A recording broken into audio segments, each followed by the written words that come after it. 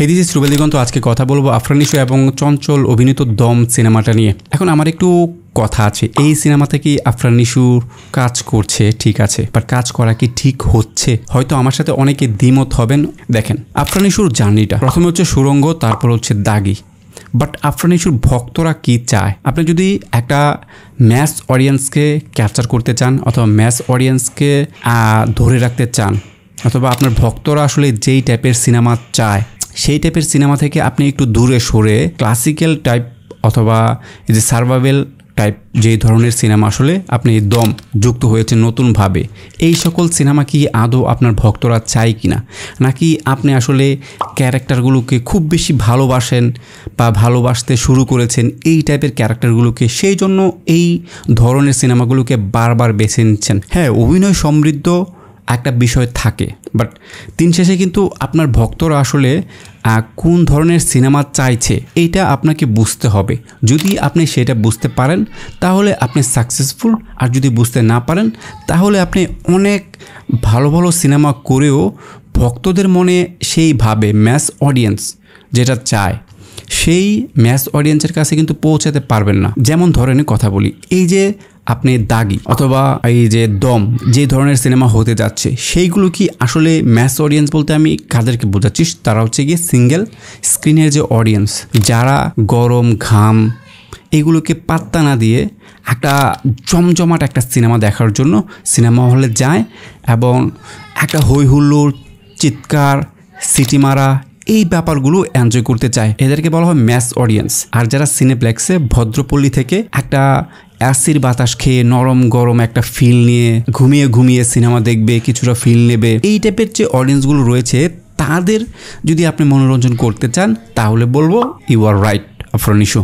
আর যদি আপনি ম্যাস অডিয়েন্সকে ধরতে চান তাহলে আমার কাছে, আমার ব্যক্তিগত মতামত, হয়তো অনেকের কাছে ভালো নাও লাগতে পারে আমার এই কথাগুলো, তারপরও আমার যেটা সেটা আমি বলবো, যার দেখার তারা দেখবে, যারা না দেখার তারা দেখবে না। সেটা হচ্ছে গিয়ে এই ধরনের সিনেমা আসলে অ্যাকচুয়ালি আফরান নিশোর ভক্তরা চাচ্ছে না। দম, দাগি, হ্যাঁ দাগি খুব ভালো পারফরমেন্স করেছিল, বাট ম্যাস অডিয়েন্সের কাছে কিন্তু এই সিনেমাটা অনেক বেশি হিট করতে পারেনি, আর পারবেও না কখনো। সেখান থেকে আফরান নিশো কি বারবার ভুল সিদ্ধান্ত নিচ্ছে কিনা এইটা একটু চিন্তার বিষয়। হ্যাঁ, হয়তো এ দম সিনেমাটা অনেক বেশি দেশে আসলে শ্যুট করা হবে, অনেক জার্নি থাকবে, এমন সিনও থাকতে পারে যেটা এর আগে বাংলাদেশের কেউ করতে সক্ষম হয়নি। বাট এই টাইপের সিনেমাগুলো আসলে ম্যাস অডিয়েন্সরা চাচ্ছে কি না? আপনি বছরে 2টা থেকে 3টা সিনেমা করবেন, সেখান থেকে একটাকে একটু আলাদা করে রাখেন না। একই ধরনের আসলে অভিনয় সমৃদ্ধ সিনেমা দর্শকরা চায়, বাট একঘেয়েমি হয়ে গেলে সেইটা থেকে মানুষ কিন্তু আপনার যে দর্শকদের প্রতি একটা দায়িত্ব থাকে আপনার, সেটা আপনি পালন করতে আমার মনে হয় ব্যর্থ হচ্ছেন দিন দিন। সুড়ঙ্গ খুব ভালো একটা সিনেমা ছিল এবং সেটা খুব ভালো টক্কর দিতে পেরেছে একমাত্র রায়হান রাফির মেকিংয়ের কারণে। সুড়ঙ্গ যদি অন্য কেউ মেক করতো আমার মনে হয় না এতটা ভালো করতে পারতো সুড়ঙ্গের যে গল্প। এটা হচ্ছে রায়হান রাফির ম্যাজিক। সেখান থেকে আপনি রায়হান রাফিকে বাদ দিয়ে সোহাব শাহীন খুব ভালো, আমার প্রিয় একজন নির্মাতা, তার সাথে কাজ করেছেন, সেও খুব ভালোভাবে আপনাকে প্রেজেন্ট করেছে, অভিনয় সমৃদ্ধ। বাট দর্শকরা যেটা চাচ্ছে বারবার, সেইটা থেকে আপনি কেন মুখ ফিরিয়ে নিচ্ছেন আই ডোন্ট নো, বাট আপনার এই বিষয়ে একটু চিন্তা করা উচিত। অ্যাজ এ অডিয়েন্স আমার মনে হলো আর কি এই কথাগুলো বলা দরকার।